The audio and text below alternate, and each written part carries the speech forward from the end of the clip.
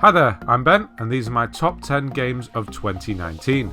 It was a close one this year. I almost didn't have 10 games that I wanted to put on this list, and it was nearly going to be a top 9. But there was a late release this year that I just wanted to add, so I even delayed this video so I could include it. So this is my top 10 list. These are the best games I played in 2019. I primarily play on PS4, so that's the sort of list you can expect to see here. No PC or Xbox exclusives. If you don't see your favourite game on this list, it's okay. Maybe I didn't play it, or maybe I just didn't like it. For that reason, I encourage everyone to write their own list in the comments below. I'd be interested to see them. Speaking of which, I ran a small competition using my community tab during Christmas to see whose top 10 list would come closest to mine. I'm going to be cruel now and make you wait until the end of the video to see if it was you. Also, there'll be a chance to win a £10 PSN card at the end of this video too, so it's definitely going to be worth sticking around or skipping ahead, whatever. Right, that's enough setup, let's get on with the list. Bringing up the bottom of the list, we have Death Stranding. Trust me, I'm as shocked to see this here as you are. After finishing the first 5 hours of this game, I hated it. I genuinely could not stand it. I thought it was boring, frustrating and pointless. But after a day or so away from the game, I eventually pressed on and it just clicked. I still can't express to you why I like this game so much, but I just do. Everything negative you've heard about this game is true, and yet I just wanted to keep playing it. It's not even the story that kept me going. While it is entertaining and does have some really strong performances, especially from Mads Mikkelsen, Margaret Qualley and Lea Seydoux, it does start to wear a bit thin and insist upon you. It has one of those endings where rather than leaving things open to interpretation, it tries to explain every little detail and it ends up starting to repeat itself. I was just sat there wishing it would end so that I could get back to the best part of the game, which for me was the terrain traversal and the connection building between settlements. There's just something so satisfying in planning a trip across the country with some highly sensitive cargo and pulling it off perfectly. I do think Kojima is onto something with this new genre of game he has created. I believe he refers to it as a strand game, connecting areas and people together. And that is the main reason that this game is on this list. Untitled Goose Game is the reason this video was delayed. When I saw that the game was only released on the PC and Switch initially, I was so disappointed. I wanted to steal things from innocent people and just altogether cause mayhem as an unassuming looking goose, or as my son calls them, cheeky duck. During the final state of play announcement of this year by PlayStation, much to my delight they revealed that Untitled Goose Game was coming out on the PS4 the following week, on the 17th of December. At its core, Untitled Goose Game is a stealth game. You need to be constantly aware of what the human NPCs are doing and avoid them so that you don't mess up your devious plans to cause minor day-to-day inconveniences like opening an umbrella in a TV shop or stealing a man's slippers. This game is so much fun and genuinely hilarious, so much so in fact that I carried on playing it after getting the Platinum Trophy, something I hardly ever do. My son and I will give each other random tasks to do and see if we can complete them. I needed time to write this script, so the last task I gave him was to put absolutely everything that isn't nailed down into the lake. That should keep him busy for a while. A Plague Tale Innocence is a game I feel flew under a lot of people's radar this year. I was going to cover it on my channel, but I chose Rage 2 instead. Obviously the wrong choice because, spoiler alert, Rage 2 isn't on this list. Oh sorry, I've just been informed by my young son that he's found the crown on the Untitled Goose Game and he is now the king of robbery. I really don't know what to say to that. Anyway, Plague Tale has a rather unconventional setup. It's set in France during an English invasion in medieval times. You play as a young girl, Amicia, and you have to constantly look after your younger brother, Hugo, who is very sick. All the while, you're trying to flee and hide from the invading English forces. Oh, and you don't really have any weapons, save for a slingshot. The game really shouldn't work as the whole thing is essentially one long escort mission, but it does. And that comes mainly down to the great relationship between the two main characters. You genuinely want to see them make it through this terrible ordeal, which is really quite awful. You'll see some pretty disturbing things while playing A Plague Tale, and they mainly involve swarms of rats devouring people and lots of screaming that really cuts through you. Whenever one of these situations happens, Amicia will try and shield Hugo from seeing it and try to protect his innocence. This is a very nice touch. Star Wars Jedi Fallen Order is a game that is probably a lot higher on people's best of the year lists, but not for me. While it was a really great, excellent even Star Wars story and adventure, fundamentally as a game it had a lot of problems. This game had a lot of bugs and graphical glitches. This was probably down to EA forcing out the door to accompany the new Star Wars film. Doing this ruined a potentially best game of the year contender. The bugs were so bad in this game that I had to wait 2 weeks before I could even get the platinum. A certain type of enemy stopped spawning after finishing the story for a lot of people, meaning you'd have to wait for a patch or start a new game if you wanted to obtain a certain trophy. Right, that's enough of the negatives. This is a top 10 list. There are lots of people who still dismiss video games as art or a medium to tell a good story, and more for them, they're the ones that are missing out. If you wanted to experience a really well told and engaging Star Wars story in 2019, you either had The Mandalorian, a TV show, or Star Wars Jedi Fallen Order, a video game. Now I'm not going to use that ridiculous and overused phrase of this game makes you feel like a Jedi, but what this title as a video game allows for is an extra connection between the characters and the consumer, and it really helps when telling a story like this, which is of a young Jedi who has suppressed his powers because of Order 66 and slowly starts to regain and remember them to become extremely powerful and a force to be reckoned with. See what I did there? Force? Star Wars? Never mind.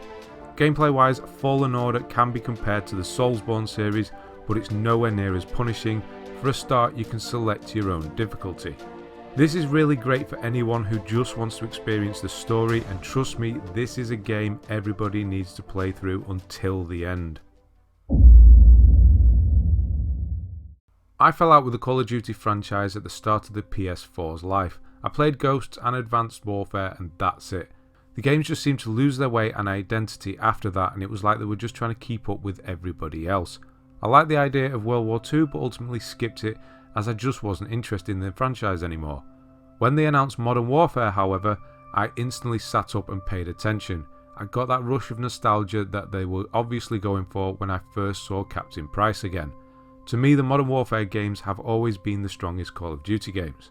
Question is, did the game disappoint? Well, obviously not, it's on this list.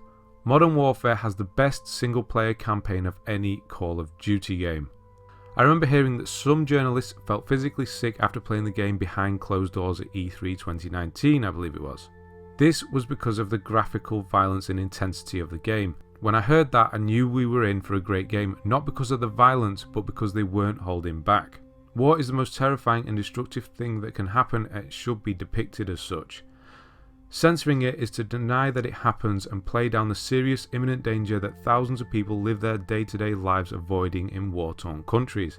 Every day I hear of hundreds of people dying from car bombs and IEDs in Africa and the Middle East, and it's like the 4th or 5th news story after some royal baby taking its first steps or some celebrity nonsense. Again, video games are the best medium to try and help bring this situation to the forefront. There is one particular mission where you play as a child who gets caught up in one of these explosions, and it's horrific. You are thrust into this situation from a first-person perspective, and it's terrifying. Another perfect example of this was the terrorist attack in London, one of the very first missions. That was so intense, I remember looking at my hands afterwards and they were shaking. Sorry to get all serious on you, but I only play the single player part of Call of Duty games, and I think it's important that everybody plays this one. If you're a multiplayer Call of Duty player, please don't skip this campaign. And for you trophy hunters out there, you don't even need to go near the multiplayer for the platinum, so that earns this game some bonus points too. Control seemed to come out of nowhere and was a great surprise this year. I had seen a few trailers of the game but didn't really know much about it. Control is a very hard game to explain. Obviously I can say that it's a third-person action game, but that really doesn't describe it very well. There are lots of very surreal moments in Control, and it has an unconventional way of telling its story. It feels a bit like the TV show Twin Peaks at times. You won't necessarily be able to understand what certain characters are saying to you with the expressions they use, especially the janitor, but a bit of research can reveal all, and it's really rewarding once you know. The whole game of Control is set in one building, the oldest house, but that certainly does not make this game feel restrictive or repetitive. The building warps and changes as you clear enemies out of areas. The building feels like it has its own character and is an extremely intriguing place to explore. Control is a really good looking game too. The destructive environments and particle effects look really impressive as you destroy everything in sight. Control looks at its best when there is complete carnage on screen. That does come with its own problems though. Occasionally there would be some pretty bad frame rate drops, but I know the developers were working on that, so hopefully it's all fixed now. All in all, Control feels really great to play. The combat is so satisfying and addictive. Think Infamous, but with a shape-shifting gun with infinite ammo.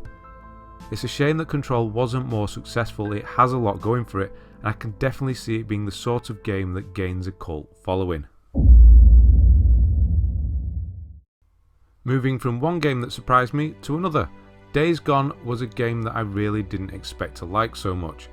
Like me, you're probably burnt out on the whole zombie thing. Properties like The Walking Dead have run themselves into the ground trying to come up with new ideas, and none of them seem to work. The way Days Gone has managed to succeed where so many others have failed was to concentrate on interesting characters. After all, that's what made The Walking Dead such a hit in the first place. I mean, when Shane left, so did most of the viewers. If you don't have interesting characters in a zombie game, you have nothing. Zombies are more of a plot device rather than an actual monster. They have no characters themselves. I'm not quite sure zombie is actually the correct term for these ones, but I'm sticking with it. Admittedly, Days Gone does have a slow start and all of the best parts of the story are towards the back end of the game. That is because there is lots of character building and setup in the early hours of the game, but it really pays off in the end. During one part of the story, I audibly gasped and put my hand to my mouth, and I don't think I've ever done that before. When it comes to the zombies themselves, they absolutely got them right in this game. With Days Gone being an open world, the generic shambling zombie wouldn't have worked here. You could have just walked off. To have the zombies or infected be really quick and act like bees attacking in swarms was an excellent choice. Being chased by 100 plus zombies that want to tear you apart is pretty intense. You really want to be avoiding them at all costs until you get the Tommy gun later in the game, that is. That thing can decimate a horde when it's fully upgraded. I really enjoyed my time with Days Gone. I played it for 60-70 hours and I never felt as though I was getting bored. I actually wanted to go around the map and clear everything out. There aren't many games I can say that about. The Metro series of games are one of the most criminally overlooked series of recent years. I will admit I still haven't played the first one, but I've played Metro Last Light and Metro Exodus to death and I feel confident in saying that Metro Exodus is the best of the bunch. The Metro games, as the name suggests, were originally based in the underground metro network of Russia after a nuclear apocalypse. The surface of the first two games was highly irradiated, so most of the games were set in dark tunnels underground, and it was truly amazing how beautiful the developers made the games look. In Metro Exodus, however, the surface is starting to become less hostile and Artyom and gang are free to start exploring outside. The scenes and locations in this game are truly breathtaking. I played it on a base PS4 and I can only imagine how good it looks on a top spec PC. Now Metro Exodus is a first person shooter, but only in the same way that the Fallout series is. Ammunition is a scarce commodity, a luxury almost, so much so that it is the main currency of this post-apocalyptic world. So don't be expecting to be blasting through hordes of mutants. Metro Exodus is probably closer to a survival horror game than a Call of Duty. Surprisingly, Metro Exodus does have some gameplay choices that can result in character deaths, which do affect the ending of the game. The game is not linear, but it's not an open world either. It's more like Borderlands with large open areas. Unlike Borderlands though, once you leave an area, that's it, you can't return. The story will continue with the choices you've made. If you want to experience a truly beautiful game, not just graphically but in the way it's been crafted, then I can't recommend Metro Exodus enough. You can tell a lot of love went into this game and it's a shame that so few people have played it. Now on any given day, no, any given hour, these next two entries are interchangeable. I really could not make my mind up which one should be number one. So as this is a trophy channel, I thought I'd take those into account, and that made the choice so much simpler. Sekiro is not a fun platinum to obtain and it's a real shame. Now it's not the crushing difficulty or the fact that you have to play the game multiple times, it's the fact that after playing the game 2 or 3 times there's still a lot of unnecessary XP grinding to do, and I mean hours of it. Now the biggest regret of my trophy hunting career, if you can call it that, is not playing the Soulsborne games as they came out. It wasn't until I played Bloodborne this year that I realised how amazing they are. Unfortunately, Sekiro had already come out by this point and I completely skipped over it, not realising what I was missing at the time. I chose to do Assassin's Creed 3 Remastered on the channel instead. What a dumbass. Sekiro is a masterpiece, there's no denying it. Is it an accessible game that anyone can play? No. Does that matter? I still don't know. I do think people are missing out on a fantastic game because of its difficulty, but adding difficulty settings just wouldn't be right. Having said that, there are a couple of in-game difficulty settings, but they only make the game harder. If you want to beat Sekiro, you have to do it the old-fashioned way: practice, pattern recognition and perseverance. Even Souls veterans struggle to grasp Sekiro's combat system at first. Dodge rolling won't help you here as enemies are hyper accurate. You need to learn to stand face to face with your enemy, watch for the tells and respond accordingly by dodging, blocking or parrying. In my opinion, Sekiro has the best and most rewarding combat system of any game ever. One thing Sekiro doesn't share with its predecessors is an in-depth customization system. You can't change your character, looks or main weapon. There are side weapons you can change called prosthetic tools however, but most of these only have very niche uses. This was all done to tell a more traditional story, whereas in Bloodborne and Dark Souls the vast majority of the storytelling is done with the environment and you really have to piece things together yourself. There is so much to say about Sekiro and I don't have the time to do it justice here. If you want to know more, I did a 25-minute Chasing the Platinum video for it. I'll link it along with all other videos for the games I've mentioned below. You guessed it, it's Resident Evil 2. This game is remake perfection. It takes everything we love about the original Resident Evil games and improves on it, and takes everything that just doesn't work anymore like tank controls and removes them. Resident Evil 2 takes the gameplay from Resident Evil 4 with the over-the-shoulder view and uses the Resident Evil 7 engine and style to great effect. Whereas the original game would get scares by blocking your view of the creatures using a fixed camera, Resident Evil 2 Remake gets scares with fantastic lighting, sound design and atmosphere. Like the original, this remake has the 4 playthrough structure with both playable characters Leon and Claire having 2 scenarios each, an A and a B. Meaning you'll want to play this game 4 times minimum just so that you can experience the game and its story from all angles. I replayed this game a lot when making the guides for my channel. I forget the exact number but I'm guessing it was close to 10 times and I never got bored, not at all. Once the scares wear off in Resident Evil 2, the addictive speedrunning and just wanting to make a clean run of the game comes to the forefront. It really is a game that oozes replayability. Now I'm not a speedrunner in any sense of the phrase, but I love trying to complete the game as fast as possible on the hardest difficulty. Resident Evil 2 can be completed comfortably in 2.5 hours, so even if you do mess up a hardcore S rank run, you won't have to redo too much and it never seems to get frustrating because the gameplay is just so addictive. Popping a zombie's head and watching them slowly fall to the ground as you casually walk past them just never seem to get old. I mentioned before that the zombie genre is kind of played out at this point. Couple that with the fact that the original Resident Evil 2 is 21 years old and a classic adored by many, that meant this game had a lot of obstacles to overcome. It had to get so many things right and it just did, plus so much more. Resident Evil 2 is a must play, so get on it, Jim. Right, competition time. If your name is Dave A and you've watched this video fully, then you will know that you've matched every single game on my list. There was no order to your list, but you were the only person that matched all 10 with my list. So congratulations. If I haven't already been in touch, then I will be in touch shortly. For those who didn't win, here's another chance. This time it's for a £10 or equivalent value for your country PSN code. Thanks again to my patron Libor for donating these codes. For a chance to win, answer me one simple, question. Resident Evil 2 is the best game released in 2019, but it wasn't the best game I played in 2019. Which older game takes the crown of the best game I played in 2019? First to comment with the right answer will win. Good luck. Right, that's it from me for 2019. It was a pretty good year, but god damn do we have a lot to look forward to in 2020. Check out my best upcoming games video if you want to know more. I hope you have a great new year, stay safe, and I'll speak to you in 2020. Thanks for watching, and I'll see you on the next one.